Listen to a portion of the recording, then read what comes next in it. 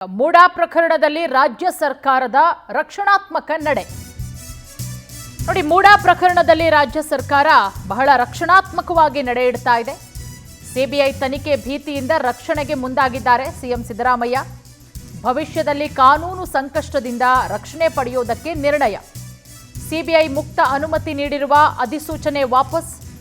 ಆ ಅಧಿಸೂಚನೆ ವಾಪಸ್ ಪಡೆಯುವುದಕ್ಕೆ ಕ್ಯಾಬಿನೆಟ್ ನಿರ್ಧಾರ. ಭ್ರಷ್ಟಾಚಾರ ತಡೆ ಕಾಯ್ದೆಯಡಿ ಸಿಬಿಐ ಎಂಟ್ರಿಗೆ ಅವಕಾಶ.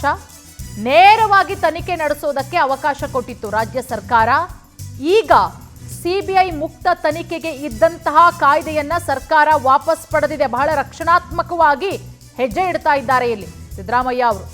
Delhi special police establishment act 1946 ಅಡಿ ಅವಕಾಶ ಇತ್ತು. ಈಗ ಅದನ್ನ ವಾಪಸ್. ಮೂಡಾ ಪ್ರಕರಣದಲ್ಲಿ ರಾಜ್ಯ ಸರ್ಕಾರ ಬಹಳ ರಕ್ಷಣಾತ್ಮಕವಾಗಿ ನಡೆಯನ್ನ ಇಡ್ತಾ ಇದೆ.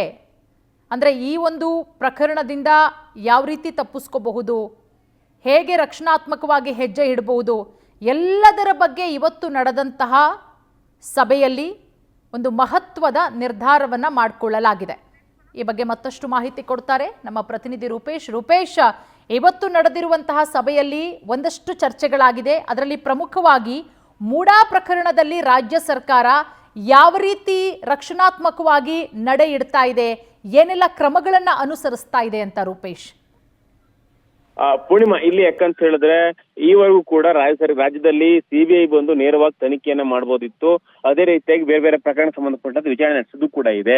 ಅದೇ ರೀತಿಯಾಗಿ ಸಿಬಿಐ ಈ ರೀತಿಯಾಗಿರತಕ್ಕಂಥ ಪ್ರಕರಣದಲ್ಲಿ ಒಂದು ರಾಜ್ಯಕ್ಕೆ ಹೋಗಿ ತನಿಖೆ ನಡೆಸಬೇಕಾದ್ರೆ ಡೆಲ್ಲಿ ಪಬ್ಲಿಕ್ ಪೊಲೀಸ್ ಆಕ್ಟ್ ಇದಕ್ಕೆ ಅನುಮತಿಯನ್ನ ಕೊಡುತ್ತೆ. ಹೀಗಾಗಿ ಆ ಒಂದು ಅಧಿಸೂಚನೆಗಳನ್ನ ಸರ್ಕಾರ ಕೈ ಬಿಟ್ಟಿದೆ. ಹೀಗಾಗಿ ಇನ್ನು ಮುಂದೆ ಇವರು ಕೂಡ ಸಿಬಿಐ ರಾಜ್ಯಕ್ಕೆ ಬಂದು ಅದೇ ರೀತಿಯಾಗಿ ರಾಜ್ಯದಲ್ಲಿ ಯಾವ್ದಾದ್ರು ಪ್ರಕರಣ ತನಿಖೆ ಮಾಡಬೇಕಾದ್ರೆ ಯಾವುದೇ ರೀತಿಯಾಗಿರ್ತಕ್ಕಂಥ ಹಸ್ತಕ್ಷೇಪ ಇರಲಿಲ್ಲ. ಇನ್ನು ಮೇಲೆ ಇವತ್ತು ಕ್ಯಾಬಿನೆಟ್ ನಿರ್ಧಾರ ಮಾಡಿದ ಮೇಲೆ ಆ ಅಧಿಸೂಚನೆಯನ್ನ ವಾಪಸ್ ಕೈ ಬಿಟ್ಟ ಮೇಲೆ ಈಗ ಇನ್ನೆಲ್ಲಾದ್ರೂ ಸಿಬಿಐ ಬರಬೇಕಾದ್ರೆ ಸರ್ಕಾರ ಅನುಮತಿಯನ್ನು ಪಡ್ಕೊಳ್ಬೇಕು.